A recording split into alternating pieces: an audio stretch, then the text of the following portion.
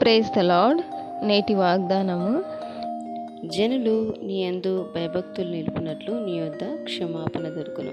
కీర్తనల గ్రంథము 130 4. ప్రభువా, నీవు దయాళుడవు, క్షమించుటకు సిద్ధమైన మనసు గలవాడవు, నీకు మొరపెట్టు వారందరిలా కృపాతిశయం గలవాడవు.